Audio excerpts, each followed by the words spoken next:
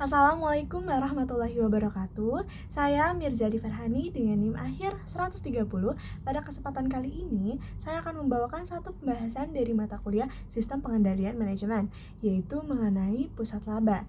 Saya mau mengucapkan terima kasih terlebih dahulu kepada Ibu Reskino SE MSI PhD sebagai dosen pengampu mata kuliah kali ini atas kesempatannya. Mari kita langsung ke pembahasannya.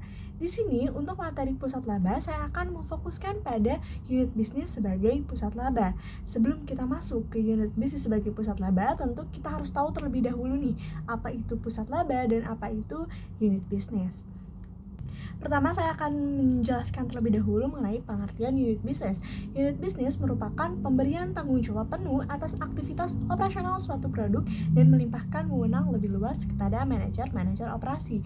Sedangkan pusat laba itu merupakan pusat pertanggungjawaban di mana kinerja finansialnya diukur dalam ruang lingkup laba, yang artinya kinerja dari unit ini diukur berdasarkan kemampuannya menghasilkan keuntungan bagi unitnya. Manajer pusat laba sendiri memiliki wewenang untuk mengambil keputusan yang dapat memengaruhi pendapatan dan juga biaya. Nah, sebagai contoh, teman-teman bisa bayangkan sebuah perusahaan seperti Unilever. Nah, di dalam perusahaan Unilever ini terdapat berbagai macam kategori produk, teman-teman, mulai dari kecantikan, perawatan rumah, hingga makanan. Nah, untuk memudahkan pengelolaan dan pengukuran kinerja, perusahaan seperti Unilever ini akan membagi dirinya menjadi beberapa bagian yang lebih kecil lagi yang bisa kita sebut sebagai unit bisnis. Nah, ketika suatu unit bisnis tidak hanya bertanggung jawab atas produksi dan penjualan produknya, tetapi juga dituntut untuk menghasilkan keuntungan, maka unit bisnis tersebut disebut sebagai pusat laba. Manajemen atau manajer unit bisnis ini punya wewenang penuh atas pengambilan keputusan bagi unit bisnis seperti yang sudah saya sebutkan sebelumnya. Namun teman-teman, tetap ada batasan-batasan yang tidak dapat kita hindari dalam pengambilan keputusan ini. Yang pertama, ada batasan dari unit bisnis lain. Ketika sebuah perusahaan membagi dirinya menjadi beberapa unit bisnis dengan tujuan untuk meningkatkan efisiensi, fokus, dan fleksibilitas, namun pembagian ini seringkali menimbulkan tantangan dalam hal koordinasi, komunikasi, dan juga alokasi sumber daya. Nah, untuk contoh teman-teman, ketika beberapa unit bisnis bersaing untuk mendapatkan sumber daya yang terbatas, contohnya seperti apa? Seperti anggaran, tenaga kerja, atau fasilitas produksi, maka akan muncul persaingan yang dapat menghambat kinerja salah satu atau beberapa unit bisnis tersebut. Nah, yang kedua yaitu ada batasan dari manajemen korporat. Nah, batasan dari manajemen korporat ini biasanya merujuk pada suatu perjanjian.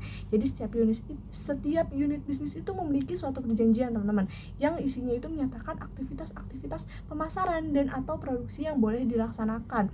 Dan unit bisnis itu harus terus menjaga untuk tidak beroperasi di luar perjanjian tersebut. Meskipun ketika unit bisnis ini melihat kesempatan laba ketika melakukan aktivitas-aktivitas tersebut, namun itu dibatasi oleh perjanjian. Nah, sebagai contoh dalam perjanjian antara manajemen korporat dan salah satu manajemen unit, yaitu hanya memperbolehkan unit tersebut memasuki pasar dalam wilayah tertentu. Jadi untuk wilayah di luar perjanjian diberikan kepada unit lain, dan berarti unit tersebut harus mematuhi perjanjian tersebut, teman-teman. Nah, sekarang kita akan masuk ke jenis-jenis pusat laba lainnya. Jadi nggak hanya ada unit bisnis, tapi ada yang pertama, unit fungsional sebagai pusat laba. Sebelumnya mungkin beberapa dari kita sudah tahu ya teman-teman mengenai organisasi fungsional, di mana perusahaan membagi aktivitas perusahaannya berdasarkan fungsinya. Seperti aktivitas pemasaran itu terdapat pada departemen pemasaran dan aktivitas produksi terdapat pada departemen produksi. Nah, unit fungsional sebagai pusat laba di sini maksudnya ketika sebuah perusahaan itu memiliki beberapa unit bisnis yang memfokuskan dirinya pada satu kategori produk. Kemudian unit bisnis ini terbagi lagi menjadi beberapa sub unit bisnis berdasarkan aktivitas yang diperlukan dalam unit bisnis tersebut. Nah, seperti contohnya adalah sub unit pemasaran, sub unit produksi, dan lain-lain. Nah, sub unit tersebutlah yang akan dijadikan sebagai pusat laba.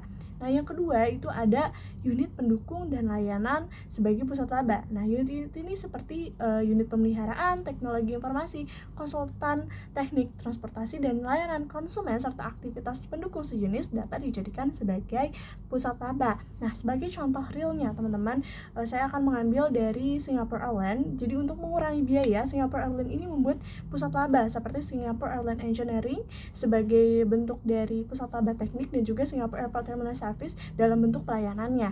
Nah, dalam materi yang sudah saya jabarkan itu dapat disimpulkan bahwa pusat laba ini bertanggung jawab atas pendapatan dan biaya yang dihasilkan.